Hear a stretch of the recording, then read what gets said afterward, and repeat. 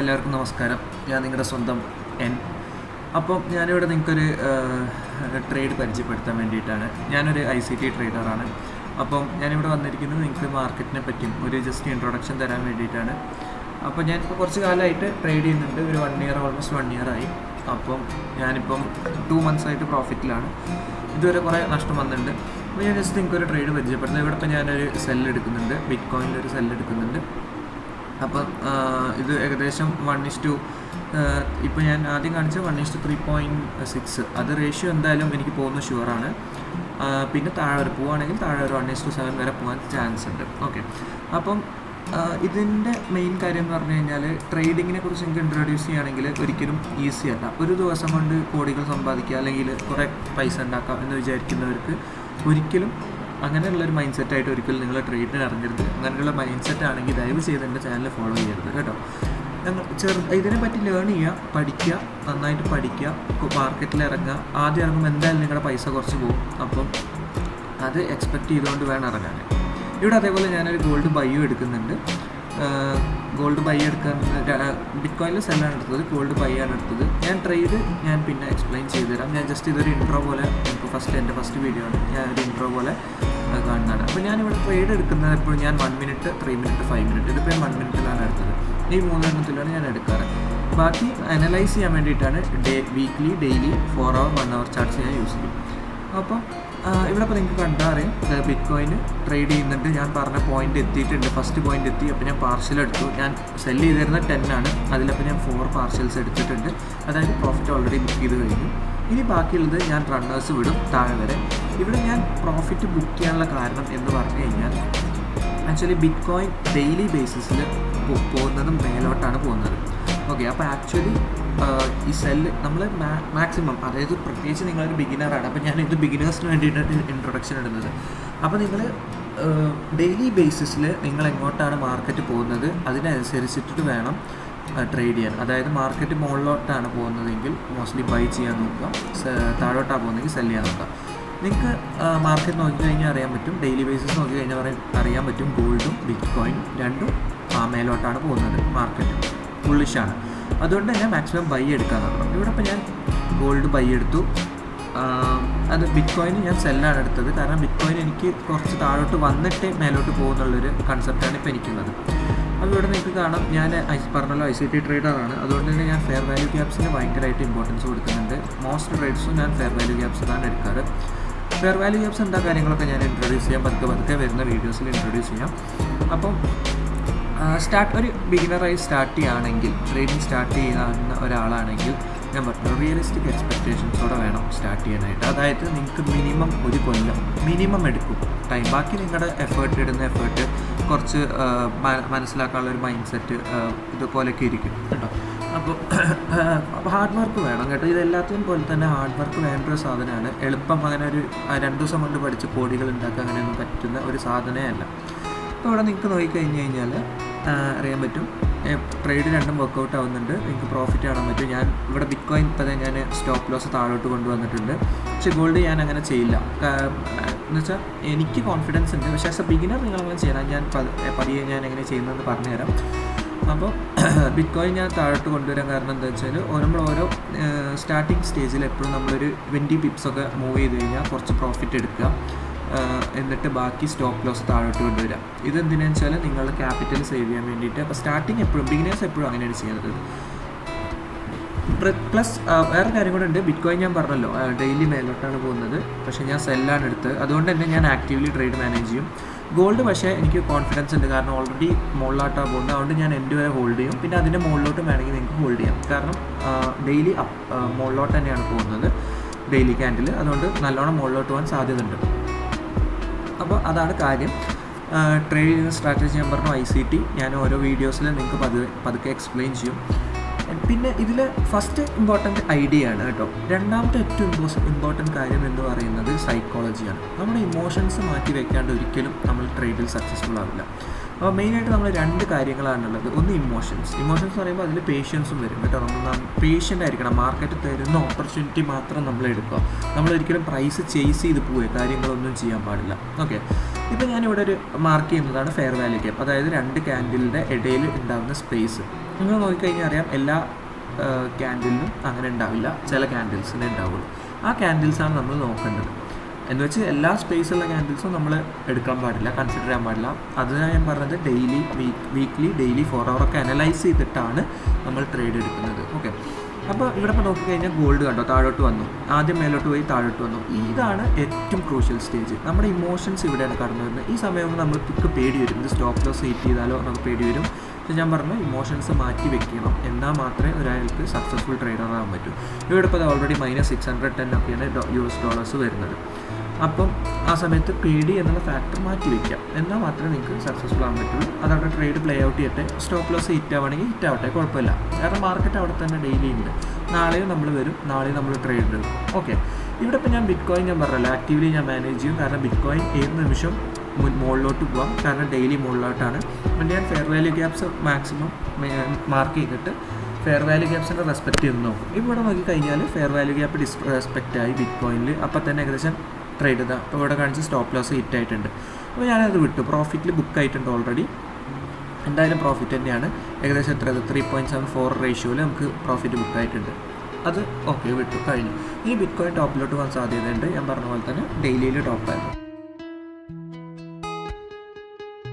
Gold കണ്ടോ finally അത് push ചെയ്യാൻ തുടങ്ങി. അപ്പോൾ നമ്മൾ ആദ്യം -600 കടന്ന് നമ്മൾ പേടിച്ച് ഇമോഷൻസ് വന്ന് ക്ലോസ് ചെയ്തിരുന്നെങ്കിൽ നമ്മളെ ട്രേഡ് വർക്കൗട്ട് ആയതിനെ. പക്ഷേ ഞാൻ എനിക്ക് ഓപ്പർച്യൂണിറ്റി, ഇതിപ്പോൾ ഞാനൊരു വെറും 1 മിനിറ്റിൽ അനലൈസ് ചെയ്ത് കിട്ടിയ ഒരു സാധനമാണ് ഈ 1 മിനിറ്റ് ചാർട്ടിൽ.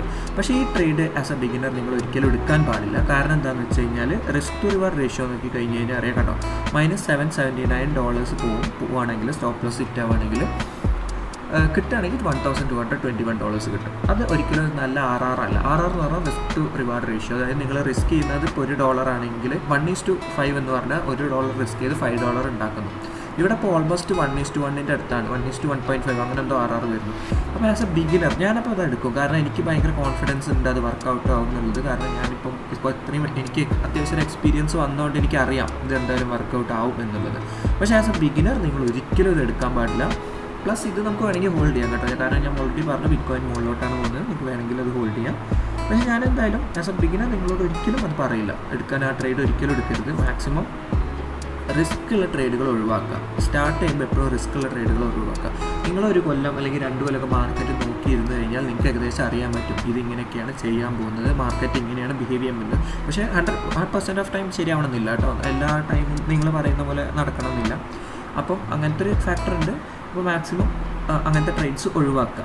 ഓക്കെ, ഇതിപ്പോൾ ഒരു 1 മിനിറ്റ് കൊണ്ട് തന്നെ ഹിറ്റായി. ഇപ്പം എടുത്തിരുന്നെങ്കിൽ എനിക്ക് തോന്നുന്നു ഒരു $1,100 സംതിങ് പ്രോഫിറ്റ് കിട്ടുമായിരുന്നു. ബട്ട് സ്റ്റിൽ നമ്മൾ എടുക്കാൻ പാടില്ല. ഇവിടെ ഗോൾഡ് നോക്കി കഴിഞ്ഞാൽ ഇപ്പോൾ ഗോൾഡ് പുഷ് ചെയ്യുന്നുണ്ട്. ഇനിയിപ്പോൾ ഗോൾഡ് ഞാനിതിൽ ഇപ്പം നിങ്ങൾ സ്റ്റാർട്ടിങ് സ്റ്റേജ് ആണെങ്കിൽ ഇപ്പം ഇവിടെ ഒരു പാർഷ്യൽസ് എടുക്കേണ്ടതാണ് കേട്ടോ ആക്ച്വലി. കാരണം അതൊരു പോയിൻ്റാണ്. ഇപ്പോൾ അത്യാവശ്യം നന്നായിട്ട് മൂവ് ചെയ്തിട്ടുണ്ട്, പ്രോഫിറ്റ് വന്നിട്ടുണ്ട്. അപ്പം അവിടെ നമ്മൾ പാർഷ്യൽസ് എടുക്കേണ്ടതാണ്. ബിറ്റ്കോയിൻ ഇപ്പോൾ അത് പുഷിങ് ആണ്, മുകളിലോട്ട് പുഷ് ചെയ്തുകൊണ്ടിരിക്കുകയാണ്. പക്ഷേ ബിറ്റ്കോയിൻ ഇപ്പോൾ നമ്മൾ നോക്കേണ്ട കാര്യമില്ല, ആ ട്രേഡ് പോയി. ഇനി നമ്മളത് നോക്കേണ്ട കാര്യമില്ല. അത് ഒരു ട്രേഡ് പോയി കഴിഞ്ഞാൽ അതിനെപ്പറ്റി ആലോചിക്കേണ്ട, അത് ഇത്ര കിട്ടുമായിരുന്നു അങ്ങനെ ഇതേ ആലോചിക്കാൻ പാടില്ല. അത് ഫോമോ എന്ന് പറയും അതിന്, ഫിയർ ഓഫ് മിസ്സിങ് ഔട്ട്. ഞാൻ കോൺസെപ്റ്റ് ഞാൻ പതുക്കെ പരിചയപ്പെടുത്തി തരാം. ഇപ്പോൾ ഞാൻ ജസ്റ്റ് നിങ്ങൾക്ക് ഇതൊന്ന് എൻ്റെ ട്രേഡ് ലൈവായിട്ട് കാണിച്ചു തരാൻ വേണ്ടിയിട്ട് വന്നതാണ് കേട്ടോ. അപ്പോൾ ഇത് 1000 ഗോൾഡിൽ ഇപ്പോൾ 7,300 പ്രോഫിറ്റ് ഉണ്ടാക്കി, 2,600 സംതിങ് പ്രോഫിറ്റ് ഉണ്ടാക്കി. അപ്പോൾ ഞാൻ പാർഷ്യൽസ് ഇവിടെ സ്റ്റാർട്ടിങ് ആണെങ്കിൽ പാർഷ്യൽസ് എടുക്കാം. അപ്പോൾ ഞാൻ 1000 വെച്ചിട്ടുള്ള അതിൽ 600 പാർഷ്യൽസ് എടുത്തു. എന്നിട്ട് ബാക്കിയുള്ളത് വേണമെങ്കിൽ നിങ്ങൾക്ക് റൺ ചെയ്യാം. കാരണം മുകളിലോട്ടാണ് പോകുന്നത്, മാർക്കറ്റ് ഡെയിലി ബേസിസിൽ അപ്വേർഡ്സ് ആണ് മൂവ് ചെയ്യുന്നത്. അതുകൊണ്ട് തന്നെ നല്ല മൂവ് ചെയ്യാനുള്ള സാധ്യത ഉണ്ട്. അപ്പോൾ നമുക്ക് ട്രേഡ് എങ്ങനെയാണ് വർക്കൗട്ട് ആവുന്നത് എന്നൊന്ന് നോക്കാം കേട്ടോ. നമുക്കൊന്ന് നോക്കാം. ഇതിപ്പം ഇവിടെ ഞാനൊരു ഫെയർ വാല്യൂ ഗ്യാപ്പിലാണ് ഞാൻ പാർഷ്യൽസ് എടുത്തത്. അങ്ങനെ ചെയ്യാം. ഇല്ലെങ്കിൽ നിങ്ങൾക്ക് കോൺഫിഡൻസ് വന്നു കഴിഞ്ഞാൽ, അതായത് ഞാൻ പറഞ്ഞ പോലെ മിനിമം ഒരു 1 year 2 year കൊടുക്കുക. ഇത് 1 year 2 year കൊടുത്തിട്ട് നിങ്ങൾക്ക് ഉറപ്പുണ്ടെന്നുണ്ടെങ്കിൽ ഹോൾഡ് ചെയ്യാൻ പറ്റും. ഇതിപ്പം ഞാനിത് അന്ന് എനിക്ക് ടൈം ഉണ്ടായിരുന്നില്ല. ഇപ്പം ഞാൻ ഇത് നെക്സ്റ്റ് ഡേ നിങ്ങൾക്ക് വേണ്ടിയിട്ട് ലൈവ് ആ ട്രേഡ് ഒന്ന് എങ്ങനെയാണ് എക്സ്പ്ലെയിൻ ചെയ്യാൻ വേണ്ടിയിട്ടാണ്. ഇപ്പോൾ ആ ട്രേഡ് നിങ്ങൾക്ക് കണ്ടറിയാം അത് വർക്കൗട്ടായിരുന്നു. ഇത് എനിക്ക് സാറ്റർഡേ ആണ് ഞാനിപ്പോൾ ഇത് നിങ്ങൾക്ക് എക്സ്പ്ലെയിൻ ചെയ്യുന്നത്. മാർക്കറ്റ് ക്ലോസ് ആണ്, കണ്ടറിയാൻ മൂവ് ചെയ്യുന്നില്ല. അപ്പോൾ ഇത് നെക്സ്റ്റ് ഡേ ആണ് കണ്ടോ. ഇത് എത്ര മാർക്കറ്റ് മുകളിലോട്ട് പോയി എന്ന് നിങ്ങൾക്കിപ്പോൾ കാണാൻ പറ്റും കണ്ടോ. എൻ്റെ ആ പോയിൻ്റ് ഓഫ് ബൈയിൽ നിന്ന് ഒരുപാട് മേലോട്ട് പോയിട്ടുണ്ട് മാർക്കറ്റ് കണ്ടോ. എൻ്റെ പോയിൻ്റ് ഓഫ് ബൈ ഇപ്പോൾ നിങ്ങൾക്ക് കാണാൻ പറ്റും, ഞാൻ വർക്കൗട്ട് ചെയ്ത ട്രേഡ് കാണാൻ പറ്റും.